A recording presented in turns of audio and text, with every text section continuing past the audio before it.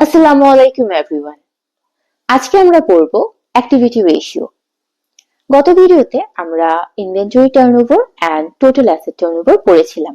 আজকে আমরা পড়ব average collection period and average payment period. তো চলুন দেরি না করে শুরু করা যাক। প্রথমেই আসে average collection period.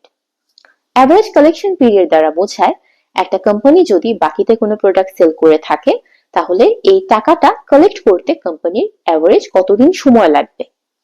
Average collection period এর ফর্মুলা হচ্ছে accounts receivable divided by average sales per day। এই ফর্মুলাটা মনে রাখার একটা সিম্পল টেকনিক আছে। আমরা যেহেতু এখানে কালেকশন পিরিয়ড বের করব অর্থাৎ কোম্পানি টাকা পাবে, সুতরাং উপরে বসবে accounts receivable and কোম্পানি যেহেতু বাকিতে প্রোডাক্ট সেল করেছে সুতরাং নিচে বসবে average sales per day। Average sales per day বের করাটা একটু টাফ হয়ে যায়, যে কারণে আমরা অ্যানুয়াল সেলস ইউজ করব এন্ড অ্যানুয়াল সেলস কে আমরা 365 দিয়ে ডিভাইড করে নিব। এখন আসে average payment period. Average payment period দ্বারা বোঝায় একটা কোম্পানি যদি বাকিতে কোনো প্রোডাক্ট কিনে থাকে তাহলে এই টাকাটা পে করতে কোম্পানির অ্যাভারেজ কতদিন সময় লাগবে। অ্যাভারেজ পেমেন্ট পিরিয়ড বের করার ফর্মুলা হচ্ছে accounts payable divided by average purchases per day। এই ফর্মুলাটা মনে রাখার একটা সিম্পল টেকনিক আছে।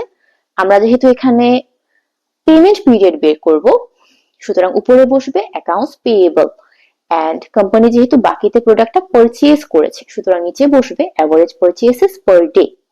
average purchases per day বের করাটাও একটু কঠিন, যে কারণে আমরা annual purchases ইউজ করব and annual purchases কে আমরা 365 দিয়ে ডিভাইড করে নিব।